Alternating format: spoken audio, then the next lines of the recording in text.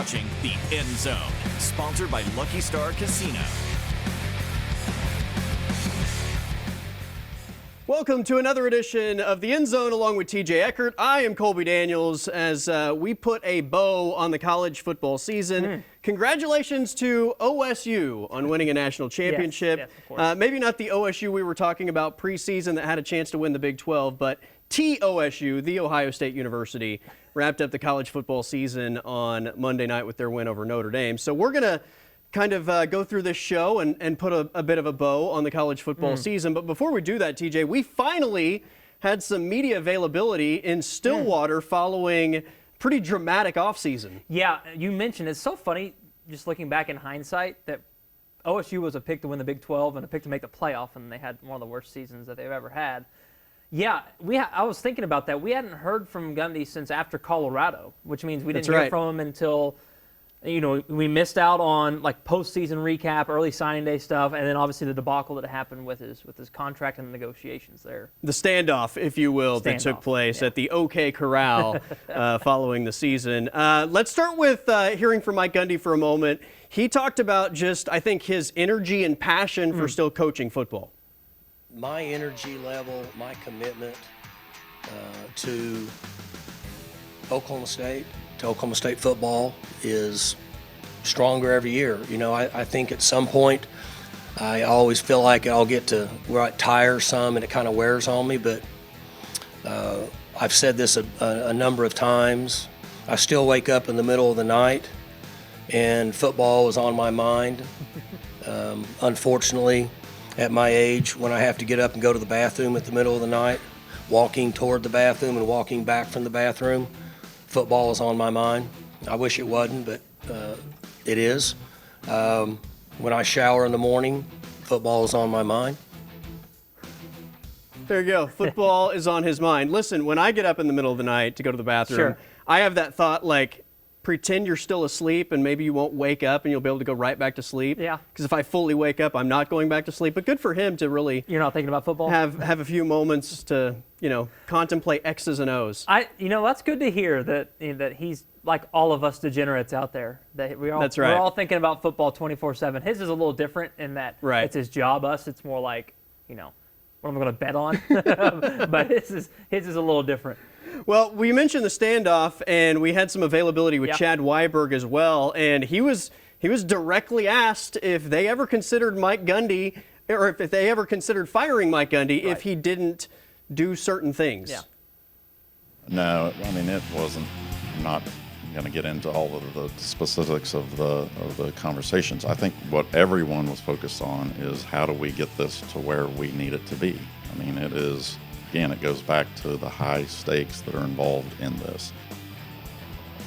High stakes, it's $1 billion business, right? College football. The answer, he said no, but then he kind of hesitated. So I don't know if he was about to say something that was incriminating towards what was actually going on in those meetings. Right. But I think they were closer than he let on. I don't think he necessarily painted a picture that gave me 100% confidence in his answer. Yeah. But, you know, the news reports were out there that at least there were discussions about maybe a plan B, a plan C, and maybe they never got close to firing Gundy, but maybe that was plan B or plan C or plan D or something down the line. At least not for Weiberg or Schrum. It sounds like they were in full support of bringing him back, at least. We also got to have our first introduction to the new coordinators, and we'll start with Doug MEACHAM, who's back at Oklahoma State, this time as the OC. You're going to adapt first. I mean, everybody has this set of plays they love. You know, I have stuff I really like, but it depends on what you have. Can you do it or not? And then if you have to tweak it to make it fit, you have to do it as well. That's part of what we do is adjust, adapt, figure out a way what we're good at, what our personnel is, and then figure out from that what are good plays. It may be stuff that I haven't even had experience with, but it all depends on what we have, you know. Like you got a pocket quarterback opposed to a runner. You know, you got an athletic O-line opposed to a humongous O-line. If you don't have a quarterback, it's hard, you know. It's hard. Coaching's maybe a little overrated, you know, sometimes it's players, but you got to have a QB that can function, whatever that is, you know. If it's throwing, running, whatever, you got to have somebody that can pull the trigger. Adaptability, right? I mean, sometimes you have coaches that just say, this is what we're going to do. And I think if you put somebody in a box, that's a recipe for failure, right? You have to have adaptability to not only what you might be seeing from the defense, but to what your personnel is and how that might change, not only from season to season, TJ, but especially in this era with injuries and everything else. Game to game, week to week, you have to have adaptability. It's not, the saying is, it's not X's and O's, it's Johnny's and Joe's, right? So we're not going to pigeonhole ourselves into one system, one scheme, because I may have a quarterback one year that is really mobile and really good on the run and outside the pocket, and then I may have a quarterback the next year who can't run out of sight, right? Like, why am I going to run that same offense year to year? So I think, to me, that's the answer that Cowboy fans would want to hear. No doubt. And finally, we met defensive coordinator TODD Grantham. If you go through the guys that I've had, you start with Frank Beamer. You know, Frank was a guy that always believed in during tough times, you right the ship and you stay the course. Then you go to Nick Saban, and with Nick, that was probably the hardest transition of anything, meaning when I went from Nick to the NFL ranks, that transition was much easier. Going with Coach Saban, you know, it's just his attention to detail. You want to have the ability to be multiple, meaning I'm 4 down or 3 down, but within that personnel, I don't got to sub. Because if I sub and they know, well, you're going to 3 down, well, they're going to have their 3 down plays. So offenses are going to have their plays relative to, all right, this is 4 down, these are our top plays, this is 3 down. So I think your ability to stay within a system and then from that go from 4 down to 3 down allows you to make it a little bit harder for them to have a beat on what you're doing. I absolutely geeked out on a lot of the X's and O's talk from both MEACHAM and Grantham this week and their availability. And that's just a taste. I mean, and look, I'll just say, I think both of them understand the evolving play that is taking place in college football. It's not, you're not seeing the game played the same way that it was 5 years ago. And I thought both of them gave answers to, you know, what we're seeing college football evolve into. Feels like, by the way, really quick, it feels like Gundy's going to be much more hands-off than he has been. Like, I feel like in years past, especially with the staff that's been there for a long time, I feel like he was able to feel like he could be more hands-on. With this, they almost all brought in their own staff. So it's kind of like, you guys handle that, I'll be the head coach, we'll go from there. All right, let's talk about the best of the college football season next here on the End Zone.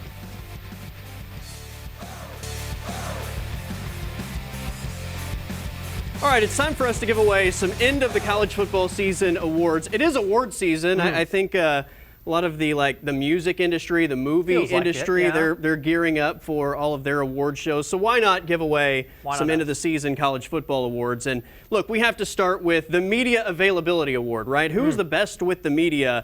This might actually be a Lifetime Achievement Award for this particular winner because I don't think you can give it to anybody but Mike Gundy, who has been exceptional all season long. And really, as you'll see in the next clip, he added one yesterday with his zipper check comment in the middle of his press conference. But here are a few of the highlights from Mike Gundy this season.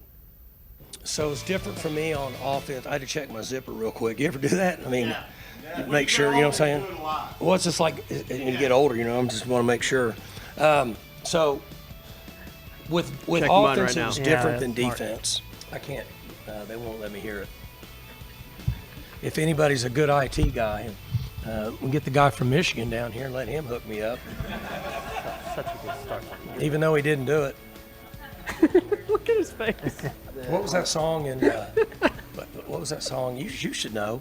Yeah, the song, it was kind of a partial rap in the shower. It caught me, I didn't do it. It wasn't me.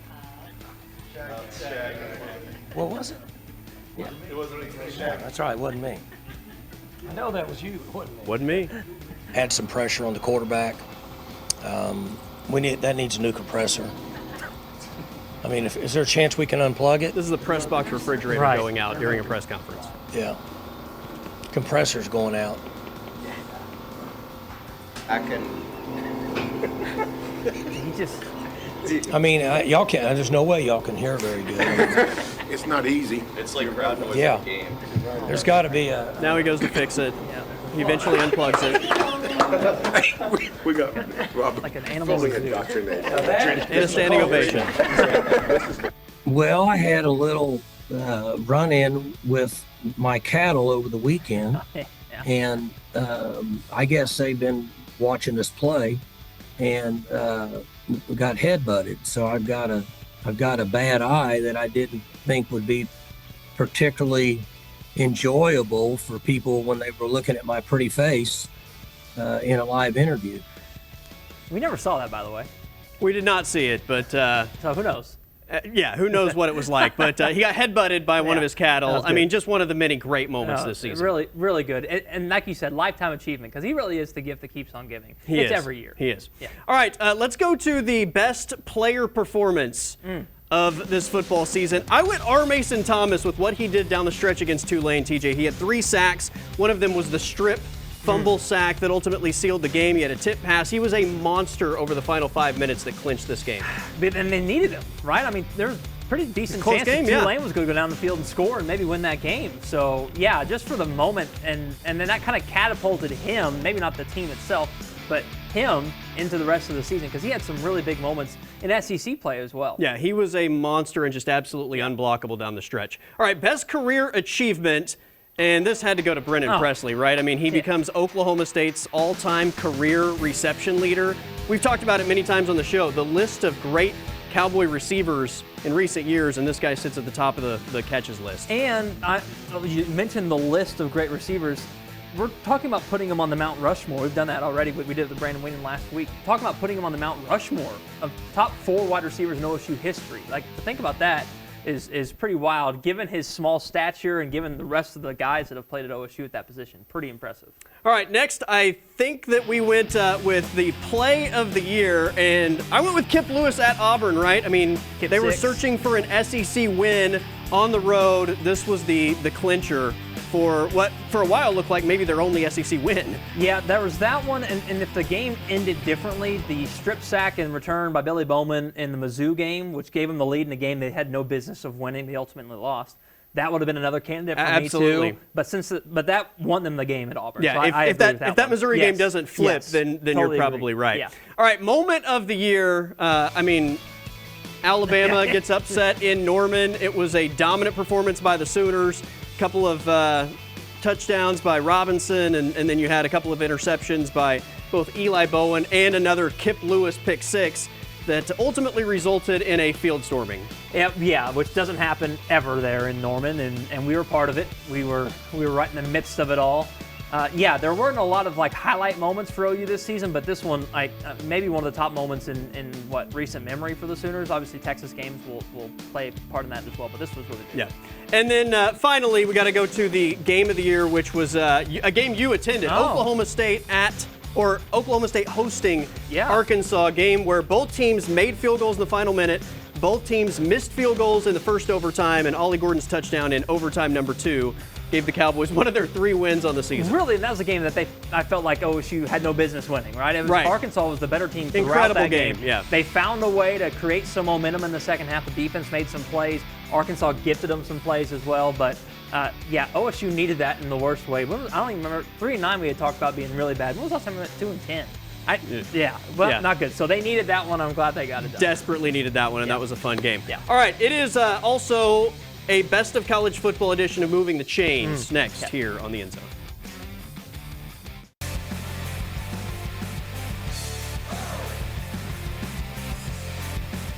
All right, we are doing a best of college football edition of Moving the Chains. So we're going to throw out different questions about the college football season and.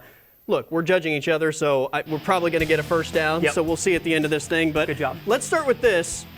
Give me your top 3 Moving the Chains answers throughout the college football season. Well, my favorite moment that we've had was flaming Matt Burton for his takes on Christmas music and Christmas lights.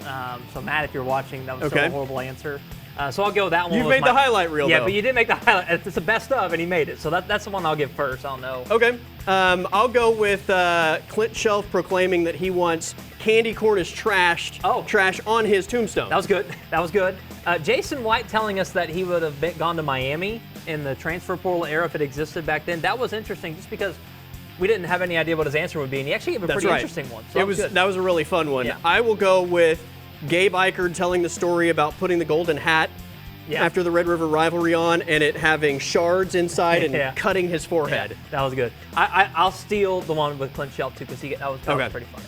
And finally, I'll go with Ryan Broyles throwing shade at Oklahoma State out of nowhere, right? OSU catching astray That was from good. Ryan That was Broyles good. over That was whether or fun. not they could win the Big 12 championship. All right, top 3 wow moments of the college football season. Well, we just mentioned it in the previous segment. I think OU beating Alabama was a big wow because I'm not sure we expected it, and then the way they did it was impressive. So I'd say for me that was probably number 1, and it was local. So Okay. I'll go with that. I'll go with the atmosphere in South Bend for the first ever home college football playoff game. I had goosebumps just watching the pregame and the lead up to the first kickoff. How about Cam Scadaboo? I'm not sure if that's like a top 3 yeah. moment, but man, that dude took the country by storm. And the run he had, the run Arizona State had, was very unexpected this year. So shout out to him, and Coach Dillingham made a great season. Especially what he did in that Texas game. Exactly. I will go with, it's kind of a combo, Jeremiah Smith's performance in the Rose Bowl and just the complete demolition of the #1 Oregon Ducks in the Rose Bowl by the eventual